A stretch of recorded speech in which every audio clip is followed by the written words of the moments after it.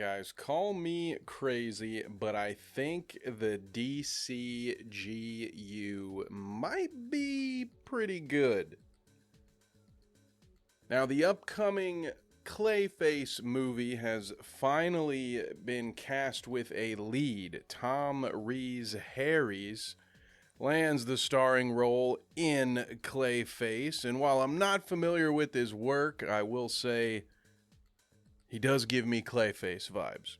Now, looking at this story and why it's got me excited, this will not be your typical superhero program. It's going to be a body horror film, according to James Gunn and Matt Reeves. And according to the writer, Mike Flanagan, it will be heavily inspired by the Batman the animated series episode Feet of Clay, which I think gives us a little bit of an insight as to what this story is going to be about. Now, additionally, Mike Flanagan and company describe the movie as a horror flick focusing on a B-movie actor who drinks a substance that's supposed to help his career and which instead leaves him made entirely of clay. Now, thinking about the Feet of Clay episode, it is a very similar setup, which makes me believe this will be a Clayface origin story, but it could also start at a point in the story where Clayface is already kind of Clayface. Let me explain. In the animated series, we find that the actor has actually been using some special liquid for quite some time.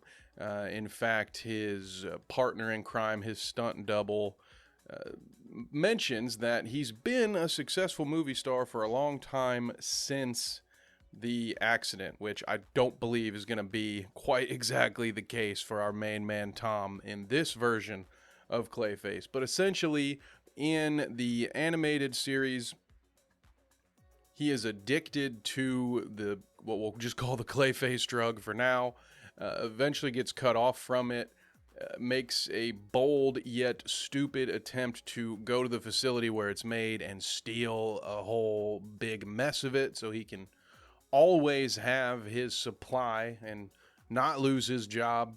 At which point, some of the goons hired by the mob boss that had been supplying him with his face-changing liquid capture our hero and pour the Clayface jelly right down his throat. Now, Matt Hagen, who is Clayface in the animated series, has been shown throughout the episode to be a very volatile character, somebody who just doesn't have a lot of self-confidence, of course, thinking that his entire career, his whole life will be over if he doesn't have this shape-shifting clay that can fix things for him. And so when he inevitably becomes a giant ugly clay monster, but yet finds that he is able with enough concentration to reshape himself, it really brings out the worst of Matt's character. He becomes very agitated, attacks his boy Teddy, throws him out, and even goes to the point where he fakes his own death and takes pleasure from deceiving homeboy. So I'm kind of speed running through a lot of the details of that because, well, A, I don't want to spoil everything accidentally for this movie, and B, if you haven't seen it, I think you should just go watch it yourself. And this is not meant to replace any of that stuff. But the broad strokes, the point of the matter is that in the animated series, they do a great job of showing you that Matt is a very dark individual, somebody who is on a cliff, sort of teetering, and being turned into a, quote, monster in the physical form really just helps push him into embracing his inner monster, somebody he kind of already was throughout. So by using it in the film and having it potentially be a failed, like a B-list horror movie actor, as they've described it, I think really sort of lends itself to that overall theme that this is going to be somebody who views himself as a failure, who has this already kind of has some sociopathic tendencies, a bit of a narcissist at the very least. So I just think this is going to be a lot of fun. As a fan of horror films, I think Clayface is an incredible horror monster that could end up kind of having his own thing. It's almost a shame that this will probably get folded into just the more general DC experience. I imagine if it's got any success at all, they won't be able to resist lending this to the major DC programs. But much like the Penguin was able to just be its own crime drama, that at least by the time I was finished with it, I felt, although it was odd to say, hey, where's Batman for all this? It would have been good on its own had none of those characters been related to Batman and Gotham City and any of that stuff. And I think that the potential story being told here with Clayface just might be something that's good enough to stand on its own. And as somebody who always wanted to see a noir detective Batman movie, Matt Reeves and team delivered on that front. It was not perfect in my opinion, but generally speaking, very good. So I happen to think that they've done the noir thing. They did the crime mafia drama thing, and now they're going to do body horror. And with the three main people on this being Gunn, Flanagan, and Reeves, it just feels like it's going to be a very good movie. So maybe I'm crazy, maybe I'm losing it, but between this and the announcement that Mr. Freeze has been locked in for the Batman 2 and that Giancarlo Esposito is the lead, the front runner, I guess, for playing Mr. Freeze, it's got me excited. I, for one, would not mind seeing a more grounded version of Batman that still ends up some way or another dealing with the full rogues gallery. Like, that's the big challenge at times when you want the realistic, the dark, gritty Batman. Well, you can only do so many of his villains before you have to suspend your disbelief a little bit. So if this Clayface thing works and they do it in a way where it's got an interesting body horror element and it doesn't feel too cartoony, then I think that really helps set the stage for having a villain in Batman 2 that is Mr. Freeze, and not have him singing about being Mr. White Christmas and whatnot. So what do you think, gang? Are you excited about Clayface? Do you think they should have gone with a more well-known actor? I've noticed that there seems to be a decision to try to go for more up-and-coming actors, maybe a lesser focus on established stars for some of these main roles. I personally think it's a great move, especially in this case when you look at the list of actors that they were considering for Clayface. At least to me, they were a lot of names that I had to do some research in order to figure out who they were. There weren't a lot of major marquee actors locked in or lined up for Clayface, and I think that's perfect for this character in particular. But generally speaking, I think the more that DC does to sort of separate themselves from Marvel, I think that's just better for them. Yeah, Marvel right now, the only thing they've got is, hey, it's Robert Downey Jr. Hey, it's nostalgia. Hey, here are these characters we own that you haven't seen for a while. You're going to get to see them soon. The X-Men are going to come soon. Isn't that great? So I am excited. For the first time in a long time, I am actually excited about the future of the DC GU trademark. That's a verbal trademark. That's legally binding. All right, gang, let me know what you think. We will see you with more clips throughout the week, James and I, as we gear up for Friday's full episode of the Weekly Dweeb. Of course, if you still want to catch us live, hopefully you're a Star Wars fan, and you can come hang out with us Wednesdays at 9 p.m. Eastern for Han Shot First. And until next time, Dweebs, I will see you soon. Welcome back, folks, to the Weekly Dweeb. This is the second segment this week. I hope everyone checked out Kev's Clayface article that came out yesterday's video that came out yesterday. If you haven't, go check it out. Kev, how was it? How was it? And how you doing, bud?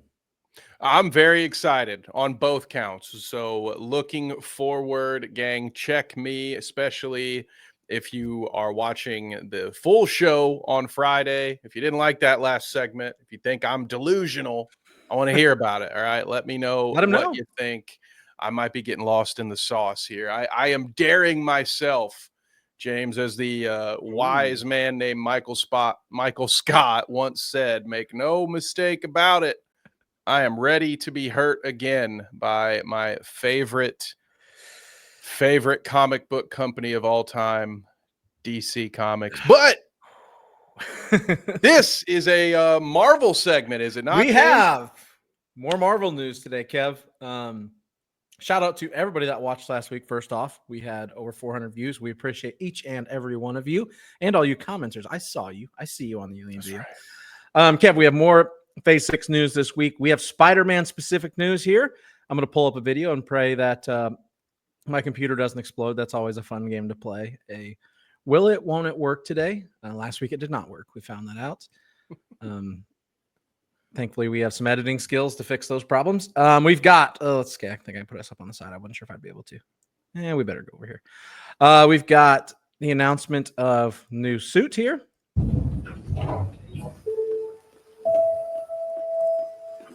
Which it seems to be working.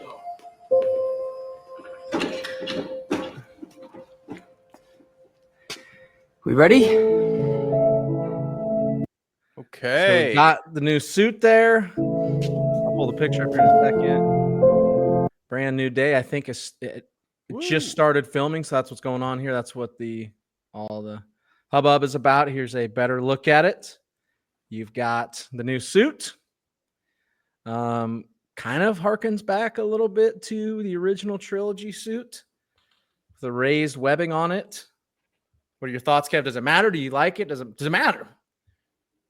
Yeah, I think to a lot of fans, it matters a lot. The idea that this is finally Spider-Man for the MCU. Not to say, and this is by no means an indictment of Tom Holland's portrayal. I actually think he's a phenomenal Peter Parker. The problem with Tom Holland is that he's Peter Parker in every damn movie he's ever been in, but that's a topic for another discussion. But what I mean is the whole point of Spider-Man, I think one of the reasons people love the character so much is that he has this everyman sheen to him a little bit. Like he's a really smart friendly guy. Neighborhood spider. Yeah, exactly. He makes his own suit. He lives with his aunt. He does all this stuff. And from the moment we were introduced to this Spider-Man, he has been Tony Stark's ward, essentially. He's been like little Iron Man Robin, running around with all these cool gadgets. And this is a better representation of the Spider-Man that I think everybody is going to be a lot more excited about. Now, whether or not it looks like Sam Raimi's Spider-Man or another version, that part doesn't matter to me at all. I don't mind those little bits of nostalgia. If it works for you, great. But the idea that it's just a Spider-Man suit that doesn't have Stark tech or, whatever Reed Richards might be giving him soon, I think that part of it I'm very happy for. I think a lot of Spider-Man fans are. But what about you, James? Is this a big nothing burger for you? How do you feel about it? Yeah, to me, I think he's a great Spider-Man, and I agree with everything you said. I do like the suit is very comic book inspired. I do like that, and I kind of with you, like he's done the Iron Spider suit, he's done all that. Like it's nice to see just more of a back to the basic Spider-Man, because of course that's where this is going, right? Nobody remembers who he is. He wished himself into oblivion. Essentially, nobody knows, not even his girlfriend and his best friend. So that's gonna be major plot points of this movie, right? So I'm okay with it bringing it back down. Maybe he is just the local neighborhood friendly Spider-Man, saving crime and going to school. So I'm okay with that. It's going to be a nice little reboot for the character, I think. is how I envision it. And hopefully it goes well. But Yep. yeah, I think it's a good little suit there. You know, Mhm. no fake muscles or anything have been added yet, so it is, I'm okay with all that. Yeah. kind of funny He to doesn't need see to him be like jacked. this. He looks like a regular old guy in that photo. Yep. So there you go. I love it. Yep. That's Pete for you. That is Pete, which leads me into my next part of this. Uh, Spider-Man news is plenty last week. I guess that came out. So they just started filming. It's a year from the date when that was released. 7/31/26 is the release date of the movie. Came out on 7/31, obviously. Um, the other big news in the Spider-Man world is that Mark Ruffalo is set to reprise the role of Hulk in Spider-Man Brand New Day. This is according to the Hollywood, not the Holiday Reporter, the Hollywood Reporter. They wrote a story on it, and obviously Sony and Marvel both declined. No comments. But What? Mark Ruffalo is reprising his role as Bruce Banner and the Hulk in the anticipated 2026 movie. The other leak over the weekend, not even, it wasn't really a leak, but other news is that Michael Mando will reportedly reprise his role as the supervillain Mac Gargan, aka the Scorpion. He was last seen in 2017 Spider-Man Homecoming, the first Spider-Man movie starring Tom Holland. So quite a ways away. It's notable of note that Ruffalo was not among the many names confirmed to appear in Avengers Doomsday. If you watched the 27-hour stream of chairs, his name was not in there, which everybody expects him to be. So yeah, Kev, what are your thoughts here? What are your thoughts on Mark Ruffalo, the Hulk being there? What could he be doing? And then Matt Gargan, aka the Scorpion. I'm going to pull up a pic. I got to look up a picture because he's in the first movie, and I think it's in the after credit scene. So it is he's been a while in that one. He's Tuco's crazy cousin, if you don't remember. I From don't. old Breaking Jim, Bad. I do. But Jim does not remember. while you look up Scorpion, let me start with Mark Ruffalo and the Incredible Hulk, because my first thought on this, James, is they will put this man in any movie but an Incredible Hulk movie. Like, how many different character stories has Mark Ruffalo been in as the Incredible Hulk? And then they go and they take what very well could have and arguably should have been Incredible Hulk 2, and they said, this is actually a Captain America story now. We're gonna go ahead and Falcon this boy over. They refuse to do another Incredible Hulk, and therefore Mark Ruffalo just gets to be a supporting actor in everybody else's movies.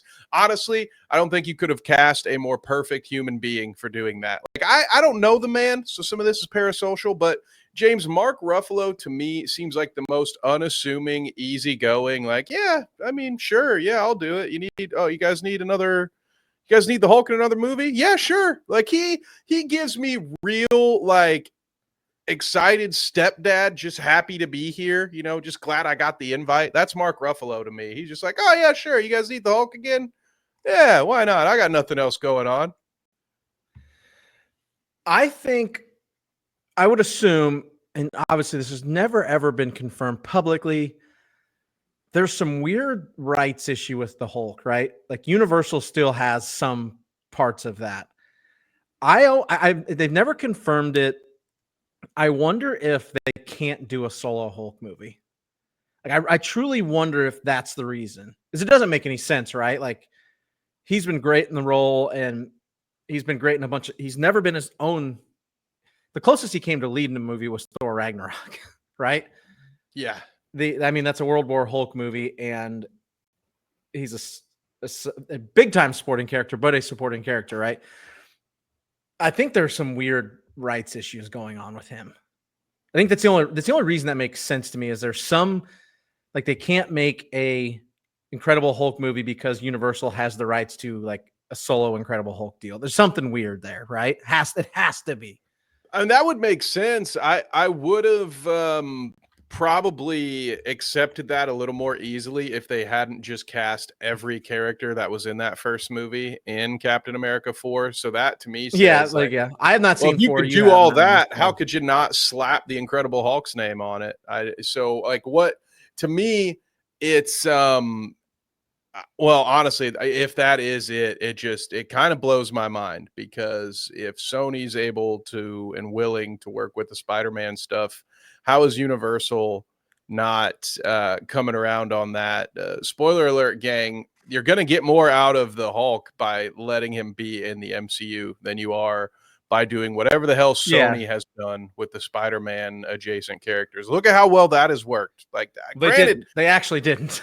this MCU shit isn't great, but it's better It than ain't anything that bad. Universal's gonna do It with it. yeah. So I figure it there's out. no confirmation on that, but it makes the most sense to me why he doesn't get his own. On the story side, it makes sense that so he'd be the smartest person left alive, except maybe Riri Williams, but I have not watched any of that and have not heard great things. So maybe he's the one, like maybe in the story, Spider-Man goes to him at some point, being like, I fucked this up bad, like banners around, he's the smartest one in the world, maybe he can help me fix it type stuff. Yeah, that's possible. I have really am nervous about this whole plot line because I mean how they got here was kind of dumb. Like the whole Doctor Strange, everybody's gonna forget who you are thing. That whole plot is just a mess. Just if it weren't Yeah, for it's gonna bringing be back the other two Spider-Men, we would all be saying how shit of a movie that was. Just being honest. If it weren't for that nostalgia bait, we would all be objectively I'm like, here for the nostalgia that's bit. the I want him back. dumbest idea I've ever heard. It's very dumb. Doctor Strange is an idiot. Peter Parker also idiot. But hey, we're here.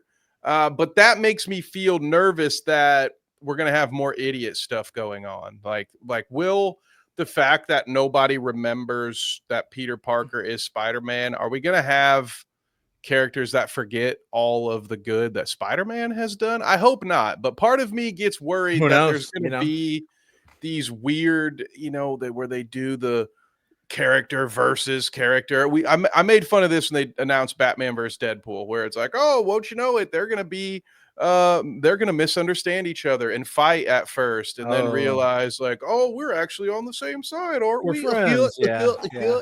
That's what I feel like this movie's gonna do. So please don't do that movie. Yeah, I don't want that either. Don't do it. Please Don't do what fucking do it. James was saying and have Peter Parker just go find the smartest man alive and try to explain it to him. I Yeah. don't know what they're gonna do. This whole thing is a mess to Yeah, I me. don't know. I don't know. I don't know how they do this one unless they keep his identity under wraps until Battle World, and then he's like, "Fuck, I gotta find my friends, save the like. We gotta try to save the world, and none of these fuckers remember who I am." I don't know. I agree with you. Like it is a weird ending to the movie to like just erase, his existence, right? And you didn't have to like you have to do it. Even with the other two, you didn't have to do it. So it's a weird ending at the time. And you're probably right. Like I really liked that movie, but I really liked that movie because I got to see them all working together. I got to see a lot of old characters come back and reprise roles that I really liked. I got to see Andrew Garfield be able to do the correct take on his Yeah. Spider-Man with good writing and directing and not just get shit. He finally got the props he deserved. Mm-hmm. So I don't know. It's gonna be a massive movie. Like it's huge. Like it can't like it's the next big one. There's nothing in there might be unless there's something next spring, it's the next one. Yeah, and it will be huge, and I'm sure it will do well numbers wise. And there are certain elements to Spider-Man having a secret identity that again I enjoy because it gives us an opportunity to visit the Spider-Man that all the comic book fans know and love, because that's not who we've had this entire time for the most part. Where you Yeah. get to have to deal with those internal struggles of him having that balance or lack thereof between Peter Parker and Spider-Man, and having Yeah. him, Mhm. doing it essentially full time and trying to protect those loved ones. But yeah, how they got here leaves me scratching my head, and it makes me wonder if this plot won't be a little bit convenient. I like, obviously the Punisher is going to be in this thing too, as we know. Um, it just seems Oh like yeah, forget the Punisher's in it too. Man, that it was seems like it's set up for misunderstandings, and good guys are going to fight each other until they realize that they're does on the seem like a same team. misunderstanding thing. Punisher is because the Punisher, let's see here, should have his special should be this fall, I think, right? I That think. will be out first, as far as I understand So it. it may have something to do with his special why they would cross paths. But if he's Spider-Man street level again, right? He would absolutely run into him. So there's that. Who I don't. Um, I did okay. So I did pull up the schedule here. So it is the next movie. There is some other stuff. Eyes of Wakanda came out last Friday, the animated show. Marvel Zombies later this year. Wonder Man is probably December. That's right. It says there's an untitled Marvel movie in February of 26. I don't. Always a good sign. If there's a, let me look at that. That is that would be incredible to have a movie there that you've not announced yet. Yeah, I think we made fun of that last week, actually, Yeah. when we were talking about Phase 6, This how this is when is this date? See if they have a movie. brilliant of a strategy it is to have just placeholder movies. Like, you've got, what the movie after that is going to be about. So how much of this story do they even know? When the Phase 6 story doesn't seem like they've got it all figured out, James. No, they don't. I don't think that's right. I think this article's wrong. That doesn't I don't think they'd have a fucking movie next February that's not been announced yet. Anyway, it is the next movie. Like there's some TV shows in there. There is the two and Wonder Man this fall, Daredevil's next spring. But then Spider-Man is July. And then so it leads into Doomsday because Doomsday is December 18th, 2026. So there's probably some play into that too, right? It almost has to be. You're probably right. I hope not. I think that's one Maybe of not. the Maybe it'll just be biggest its own mistakes thing, but Marvel has made is let these movies be their own thing, especially with the character like Spider-Man. Why does Spider-Man, universally one of the, I would argue, the three most recognizable superhero characters that exists on the planet of Earth today, why does Spider-Man need to be attached to any of that stuff? Because let's be honest, it probably doesn't take that long when you're doing this whole multiverse doomsday thing. How hard is it really to bring Spider-Man into that story? They don't need to be connected. If no, you I want don't to think take so either. one of these lesser known heroes or somebody maybe that you're trying to build up and make a part of the next phase, like, okay, maybe have that story do something that's building Mm-hmm. towards the larger thing. I think Spider-Man, just let it be a full-on Spider-Man Yeah, movie, I think you and could. whatever tie-ins you do, I mean, they're gonna do a post-credit thing. They always Yeah. do, but just keep it out of the movie. Let's let Spider-Man do his own thing. You for once in Yep. the MCU, just Just let him. tell individual stories. Yeah. I think you could. Like if Doomsday is, I guess I have not seen Fantastic Four yet, so I don't know if I don't think Doom's in it. Correct. I've not. I also don't know. We don't know, but I have not seen any major spoilers saying he is, which I feel like I would have leaked onto my Yeah, onto my probably. Twitter. So, assuming he's not, so maybe you could leave him separate. Doomsday could be Robert Downey Jr.'s introduction as Doomsday, and then all holy hell breaks loose. That's probably hopefully that's it, right? I think we both agree with that. Also, there is no February 26th movie. I did confirm that.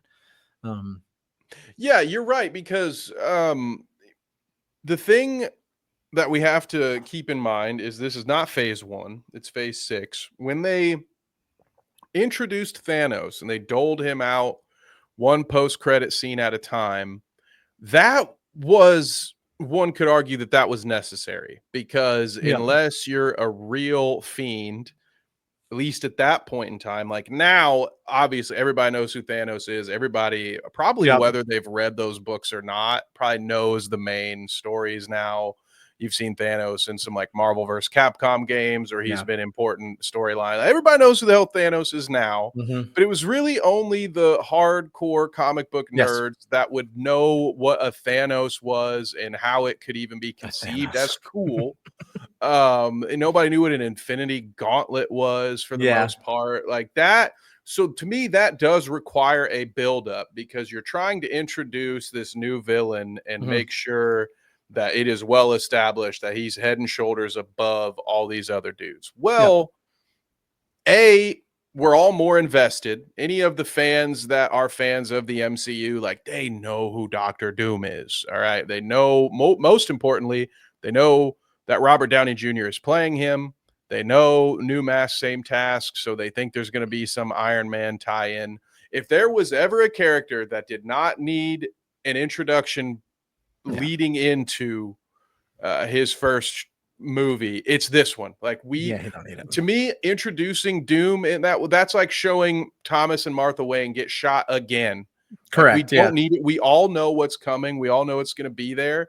And I think if you don't resist the urge and you do plop out Robert Doomy Jr. cameo, you're just robbing yourself of that moment In when the it's movie. going to happen. Yeah, Yeah. you're just stealing from yourself in the future at that point. Yeah. You're watering it down. I would agree. And they're going to show it in a trailer, so you might as well save it for that, for the hype. Yeah, they can't help. It will be ruined. Don't worry. It'll come out in gang. the trailer, but at least push it to that. Don't fucking do it before then. I would just have some balls and just save it for the movie. And then wouldn't you know it, people will go and be like, dude, you got to see it. It's so cool. I mean, somebody will screen cap somebody's it gonna in fuck theater it and up. ruin it for you anyway. But come on, just Don't let it be them. Don't do it. Just don't do it yourself. No. That's all our news today on Spider-Man. I'm excited for it. We'll see, though. We'll see. Kev, we're back for more. Recording segment 3 on a different day than segment 2. And we had a ton of new Spider-Man news drop. So guess what? We're going to continue with segment 2. We're extending to segment 3. First up, we have John Bernthal's new look as the Punisher. Nothing crazy here. But we do get the new look, logo. He's loaded up. Hair. We don't have that. We don't have that, Kev. No hair for us. Yeah, dude, man, I tell you what, he's looking like something out of a Just for Men ad circa 2002. Man, Yeah. that beard has been dyed a little bit. Good look though. He kind of is giving me Jersey Shore vibes with that hair. Oh yeah, a little yeah. You can hang out with the boys. Hey yo, Spider-Man. Oh, that's the only look we got at him. But the real news, Kev, is something we were quite worried about. Via the Hollywood Reporter, it is they are reporting that Spider-Man, Punisher, and the Hulk will all fight one another before figuring out who the real bad guys are. Kev, if I hadn't shaved today, James, I would have done a whole bit where I went and got my clothes from yesterday so we could do a few moments later and be like, oh, Right. Look at that. Oh, how silly of us to be worried that they might be doing the oldest comic book trope in the books. They're doing it at this point. Oh man. How do you feel about it, James? Seems lazy. Like you said, it's the oldest one. We got this in an Avengers movie. We got Cap, Thor, and Iron Man all fighting. That's the exact storyline of the first Avengers movie. Before realizing who the bad guys were. Literally just replaced the names. So not a fan of it. I also, Kev, okay, the Hulk and Spider-Man can fight, right? The Punisher cannot fight the Hulk. Not in this universe. He'll get squished. He'll get smooshed. Yeah, did anyone see Marvel's Incredible Hulk back when it was starring one Edward Norton? Didn't he take out like an entire Yes. regiment of the army? Like multiple Yes. tanks were involved. Yeah. I know Punisher's had his runs, he's killed the whole Marvel universe in a comic run. But yeah, I agree with you. It doesn't make a lot of sense. Yeah.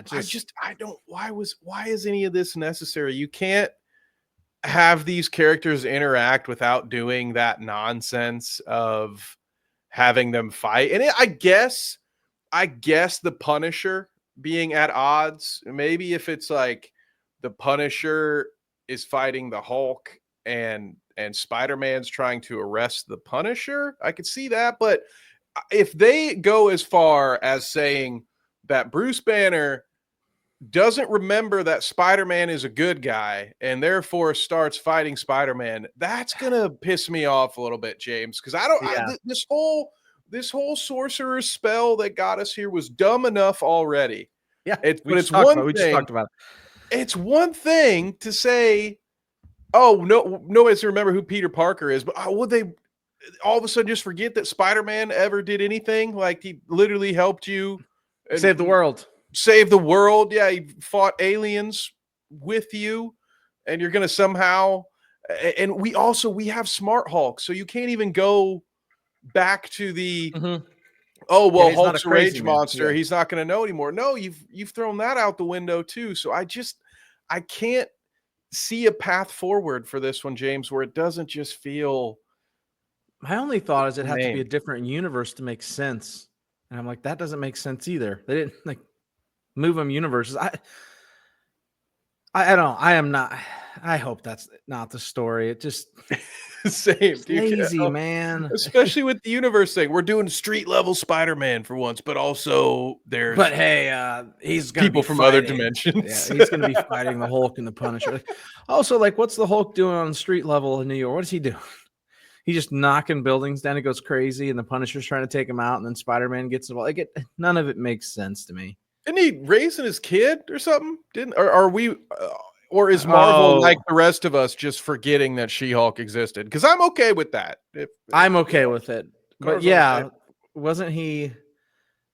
It almost like felt like that was going to lead into a World War Hulk movie, but we discussed we don't know if they can do that or not. We don't really know. So Yeah. So they I are who we thought they disappointing. were, James. They really are, and that's really sad. But Kev, in more exciting news, I think we'll see what your thoughts are on this.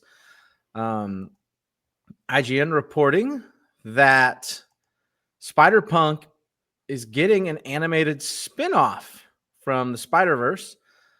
Let's see. It's actually Deadline reported this, that it is early development for the Spider-Punk animated feature. No details yet other than the same actor, Daniel. It's Kaluuya. Can't say his last name. We know I'm terrible with this. Will reprise his role as Spider-Punk from Across the Spider-Verse. He's going to be also showing up in Beyond the Spider-Verse here. He is Great. obviously Spider Hulk's kind of a cult character. Fits really well with the vibes of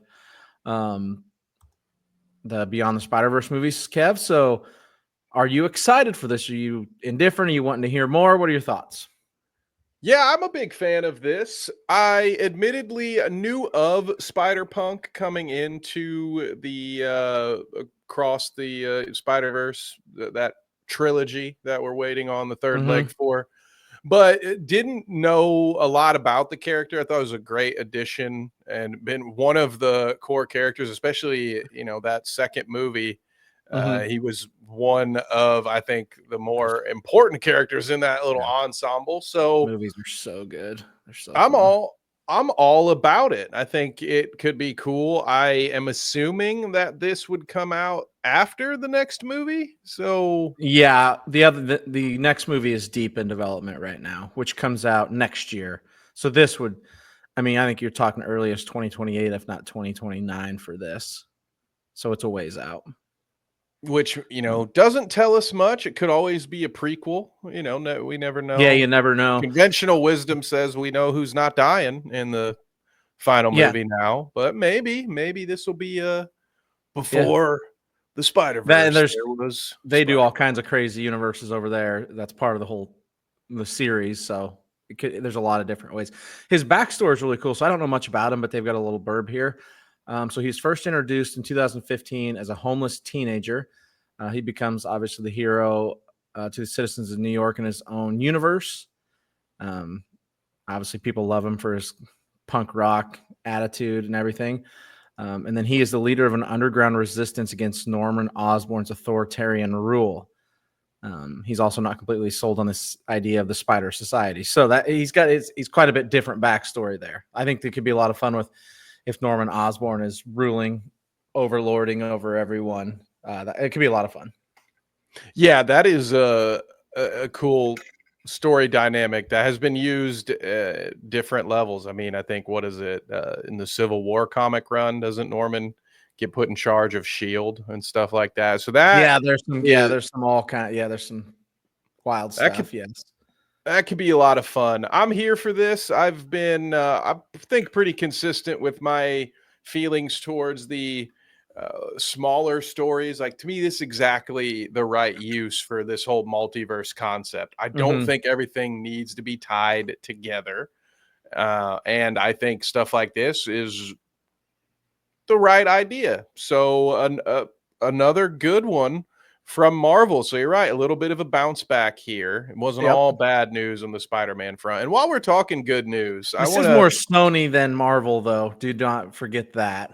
yes, but Yeah. that's okay because we're going to give Marvel a little bit of a come up here with this next spot because James, one of the things I did see today that I thought was a good sign was there's actually footage from the set of Spider-Man Yes, there of is. our boy actually web slinging. He was out there swinging Correct. around between some cranes, We won't and post that it. It's is pretty great. readily available, but that huge like truck machine they're driving, and I think it's a stunt. There might have been some of Tom, but I know there's a bunch of a stunt double like swinging back and forth. It's pretty Yeah, cool footage. out here on his flying Really, Graysons, yeah. dude. It really doesn't spoil anything if you want to go check it out, but it's pretty cool. The machine is wild, and this is after the director of the last movie said you couldn't do it because it looked weird. So for them to be doing it is awesome.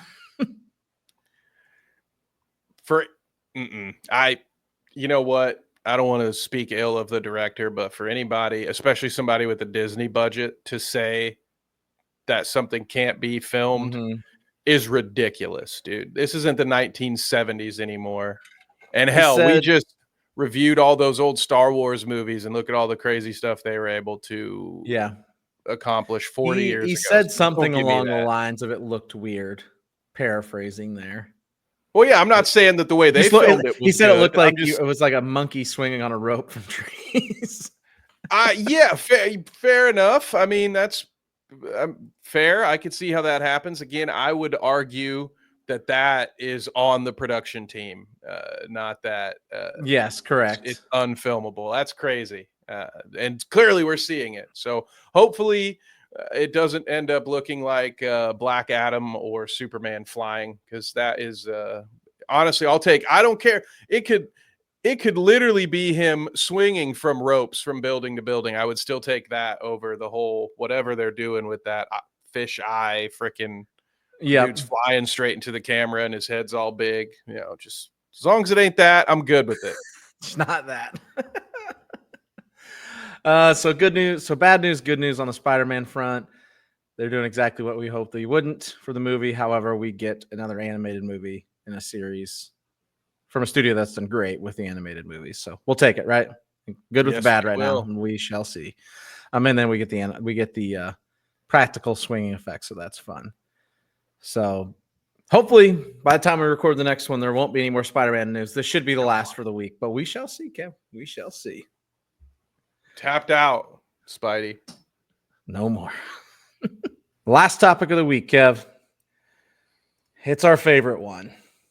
It's always AI, man. It's always something with AI, right? Fuck. Gotta love it so Fuck. much. Yeah, so much for 3 minutes on this video. Okay, Variety is reporting, Kev. that Amazon is backing an AI-generated streaming service. It describes itself as the Netflix of AI. Lets users type prompts to generate scenes or full episodes. You can create content from scratch or build on existing IPs. And Disney and other studios are in talks to license the IPs. This is from Culture Crave. I got the article pulled up as well. Amazon's Alexa Fund invests in quotations, Netflix of AI startup Fable, which launches Showrunner, a tool for user-directed TV shows. Edward Sachi is the CEO of Fable, and these comments are just disgusting. He says using AI purely as a VFX tool is a little sad. And then this is an exact quote: "The Toy Story of AI isn't just going to be a cheap Toy Story. Our idea is that Toy Story of AI would be playable with millions of new scenes, all owned by Disney." Saatchi said Fables and talks to partnership with Disney, among other Hollywood studios.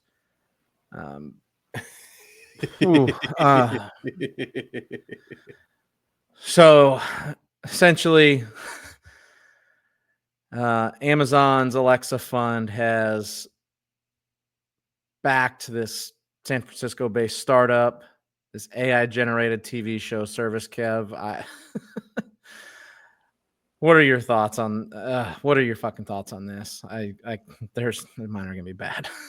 I think the good news here, James, is no matter what side of this you're on, you're getting bent over and screwed. So not only will this potentially have a negative impact on a lot of people who currently work in this industry as more and more people turn to using these types of tools to replace humans, but also a fun little move by Disney to say, oh, on top of that, if you do manage to write a halfway decent idea, Yeah. that you can somehow turn this shitty little AI puppet into making a halfway decent story. Well, guess what? We own your idea now too.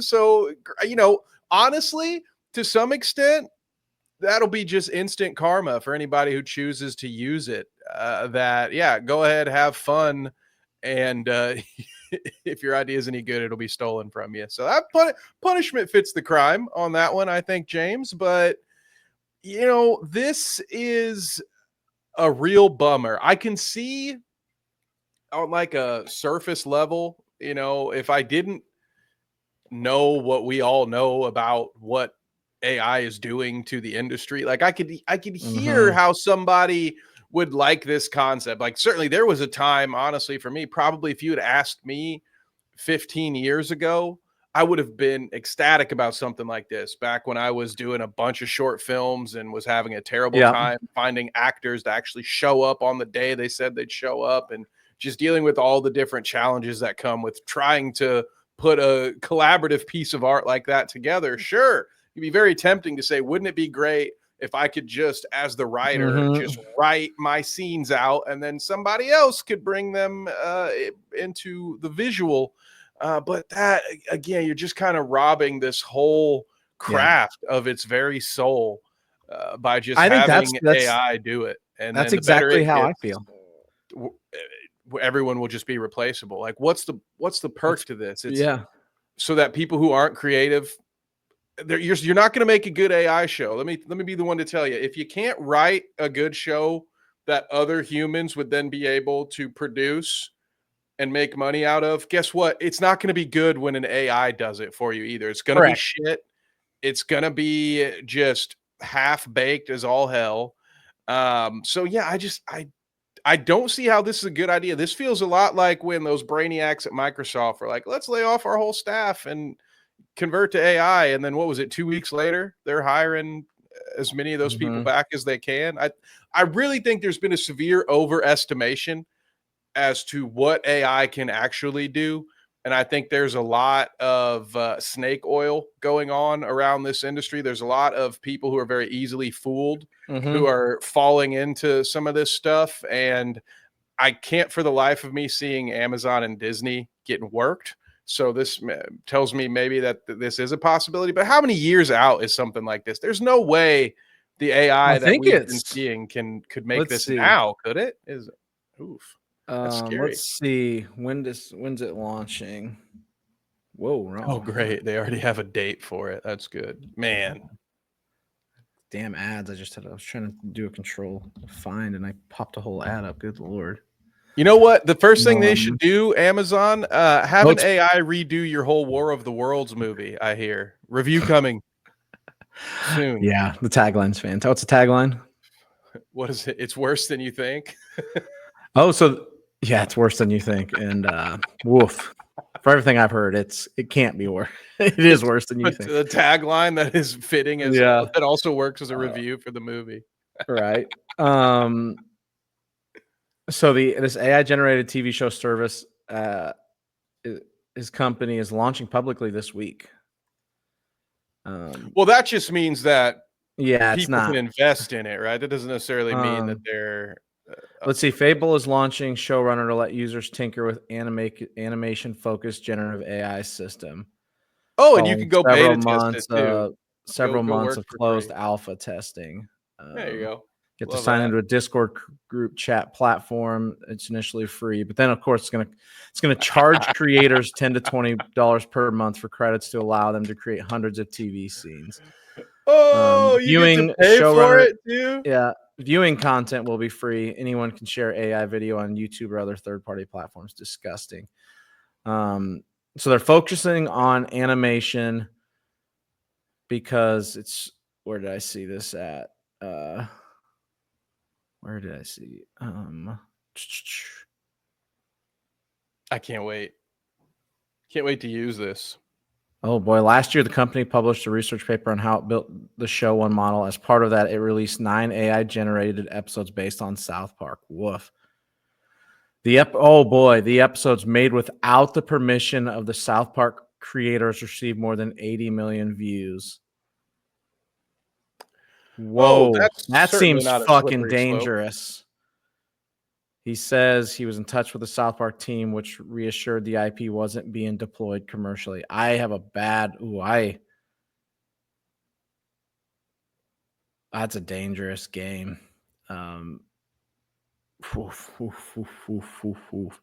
I would not be AI creating a show that is made by 2 people weekly and just signed a $12 billion deal.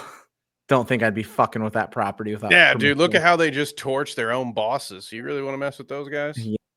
Woof. The lawsuit is um Jesus. Well, if they were smart and capable of creative solutions, they wouldn't be building an entire AI to write stories for them, I would think. Here we go. Out the gate, showrunners focus on animated content because it requires much less processing power than realistic looking live action video scenes. He wants to stay out of the knife fight in quotations against big AI companies. Let's Oh, that's always see. fun. He Good, said, another "Hey, good metric. right." A So knife yeah, fight. I'm not Google. It's okay. Today, AI can't sustain a story beyond one episode. This is a quote. What AI is strongest at is deeply episodic shows with characters largely resetting every episode. Sitcoms, police procedure roles, space explorations. What else do I got here?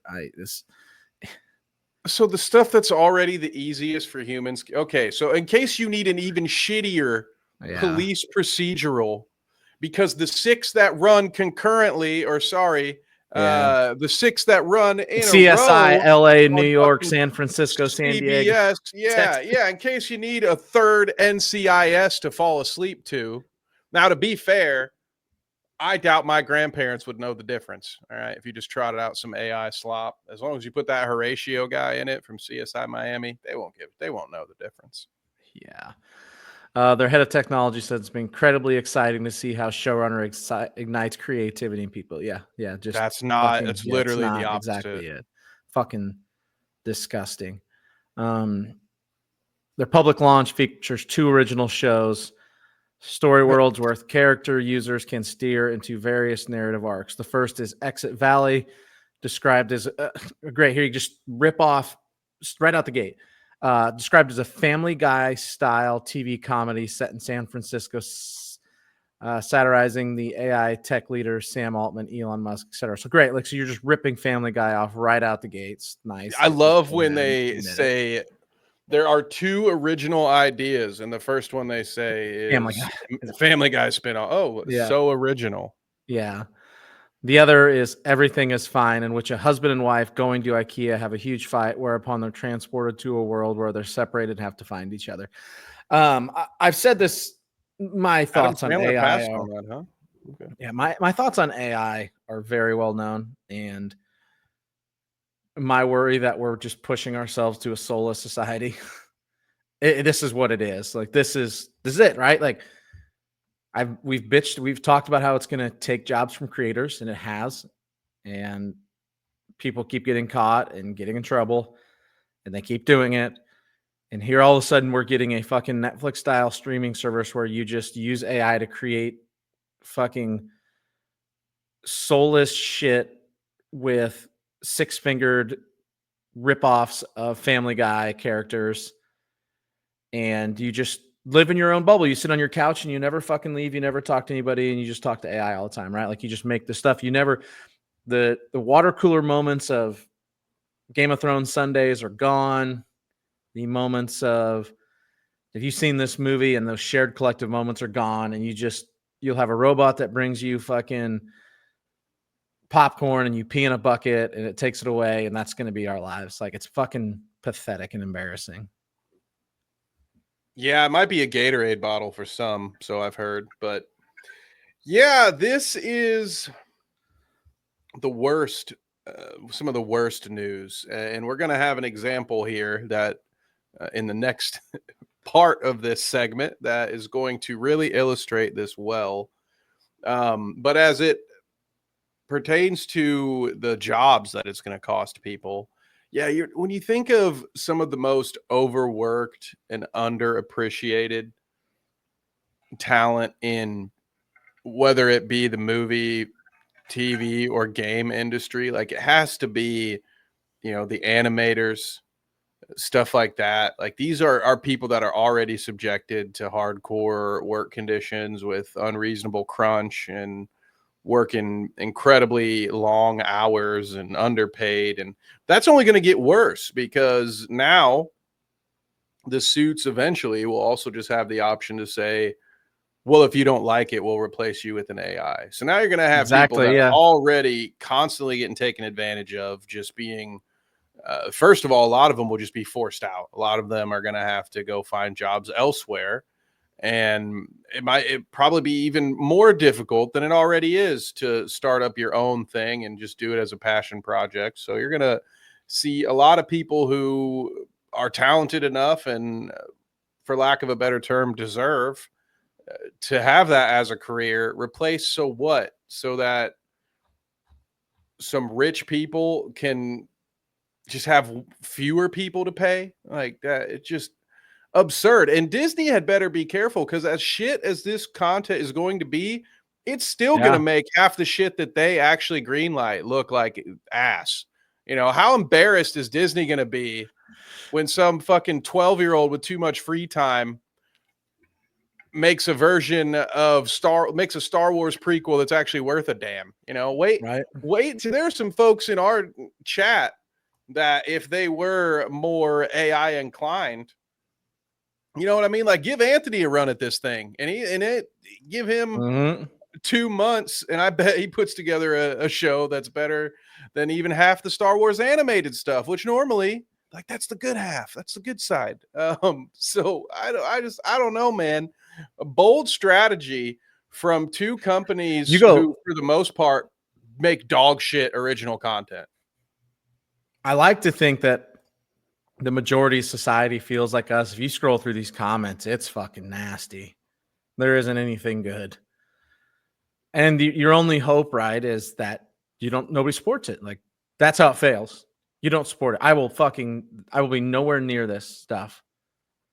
I will not touch it. I won't be any part. And the only way it can fail is if you don't fucking support it. So don't. If you don't Yeah. believe in AI, if you believe in creators and paying people to do this, and you believe in not living in a soulless society, you won't fucking use it. That's it. And speaking of Disney, Kev, like we've got like our next topic, which bleed right into it, like because They're fucking not off the hook. Disney had planned to use AI deepfake technology to put Dwayne Johnson's face on a body double for the live-action Moana remake. Reports the Wall Street Journal that it was approved and it just never went ahead due to data and copyright concerns. I mean, look at the fucking first comment. It's from the fucking one of the Mummy movies. Yeah, as if, because it worked so well the first time. But I mean, Yeah. not only is this disgusting because it's more of the same old bullshit that we don't like, but so obviously Disney can catch as many. I was gonna say strays. They aren't strays. They'll be aimed. Yeah, these aren't Disney strays. can catch all the heat that they want, but do not forget how shitty Dwayne Johnson is, not only as an actor, as far as just not being good at the job or being petty. And everybody knows at this point about those fast movie contracts between him and Statham and Vin Diesel. But the idea that this jabroni would want to do something like that, like, I mean, again, I'm not surprised. We're talking about a guy who has cost some productions upwards of $100 to $150 million because he can't be bothered to show up for work on time. Even though he's got a gym in his house and he's got assistants. He talk about, James was joking about people peeing in buckets. This millionaire is doing that already. This dude's pissing in water bottles and having his lackeys throw it away, yet he still can't get to the office on time. Shows up for shoots 8 hours late. There are multiple other actors that can't stand this man. There has been well-documented heat between him and co-stars, people that won't work with him again. As I've said, he's almost tanked entire movie productions because he costs everyone so much money because of how expensive he is. And then newsflash, when you're not there to shoot, everybody else, all the other highly paid talent, just sitting around sitting on their hands. And so, of course, his natural inclination was not, well, let me just be a professional. I built my whole facade. This whole veneer is about me being the hardest working person in the industry. And I'm totally not on a bunch of HGH and, PEDs and all that shit. Totally natural, built this way at 60. No, I'm not going to be a professional like I claim to be. No. If you guys are tired of me being late, send in my stunt double and we'll fucking tarkin my face over it. I mean, and again, does Disney ever learn? Like, how much money do they need to lose? Like, how many failures do they need to come across before they learn a fucking lesson, dude? Crazy. Absolute crazy. The most deserved downfall of all time, when it inevitably happens, because you can only collect so many IPs that other people made good and ruin them before nobody wants to see your shit anyway. How much longer the next generation, are they going to care about those animated classics? Right now, you got people hooked in because the parents of children have nostalgia for the shit you were good at 30 years ago. You haven't been good at anything in a long time. How long before this is just a dead dinosaur in the world of entertainment? They start doing AI, it's going to be immediate. It's going to be quick. The title of this Wall Street Journal article, and it's behind a paywall, so I can't get to it. I might pay for it and read it tomorrow. But the title of it is it still Disney magic if it's AI? Well, it ain't been Disney magic in a long time. Yeah. But no, also no. But it's true. I'll just show the picture. Like, no, this is just fucking disgusting. Like, whatever that fucking thing on the right is not fucking magic. What in the Five Nights at Freddy's? Yeah. I can't believe they thought this was a good idea for one. Either party, right? Like, I can't believe either party thought it was a good idea. And I almost kind of wish it would have happened, because that movie would have fucking tanked. Like, they'd have done that. It's not the live action. It's not out yet, right? I don't think so. That might have been the nail in the Rock's coffin because of all the things I just previously mentioned. The world that he got famous in, the WWE, the fans don't want anything to do with him there. He has all but ruined that for people. was a part of a storyline that essentially ruined their biggest business night of the year. You know, The Rock's out here ruining WrestleMania. He's ruining movies. His movies aren't selling. At a certain point, the grift will be up. I mean, he lost how many millions of Instagram followers when he said he had In-N-Out Burger for the first time, for the third time, and he didn't even bother deleting the old post. Like, the evidence was still right there. That, dude, not only are you doing paid ads, but you're just blatantly lying to your followers. Like, what an idiot, just to be honest. Like, that's just what happens when you Incredible. He get built up. too big for your own Yeah. britches and you have nothing but yes men around you. Because the fact that there's not one person Yeah. that can look him in the eye and be like, dude, you are on such a Fuck that. losing streak. It's incredible. Pull your head out of your ass. Like, that's crazy. Remember when he as was going to shitty save as the he is, DCEU? Black Adam was going to save the DCE. and then tried to force. It's been all but Yep. acknowledged at this point that he was the one trying to force Yes. Henry Cavill into the DCGU. All right, trademark. Yeah, that whole mess that James Gunn has apologized for. It had nothing to do with, but it was around when he was getting announced. A bad deal. And his streak of movies has been bad. Unrelated to him today, though, I saw a quote on Twitter today, and I thought this was great. Of one Liam Neeson. It's completely unrelated, but I think it just proves a point here. Liam Neeson will not work with actors that don't show up on set on time. He says, and his quote is, "It's so disrespectful to the hundreds of cast, crew, producer, director, etc. that are waiting for you." He's like, I can't fucking stay. He's like, he didn't say I can't fucking stand him. He's like, I won't work with them. Completely unrelated. I just saw that quote today from him. Especially when, unless you're Liam working Neeson. with a Spielberg or, you know, one of those big name directors, you are without a doubt one of the 5 highest paid people on that set. Generally speaking, right? Like, there's a, because let's be honest, the bit part, the character actors, they don't have the luxury of showing up late for work. So the only kind of actors that would show up late for work are the expensive ones, the very ones that should be held to a much to the highest of standards. And so, you know what? Not surprised. Liam Neeson does it again. You know, he's the man. He's the hero we deserve, just not the one we get for every feature film. Yep. Something like that. Something that Jim Gordon would say. You get it. You get it. He's fucking the best. Anyway, AI fucking sucks. Don't support it. Don't go to the Netflix of AI. Don't go watch the deepfake Moana. If it would, I wish it would have came out just so it could have been the nail in the fucking coffin of all this. He's due.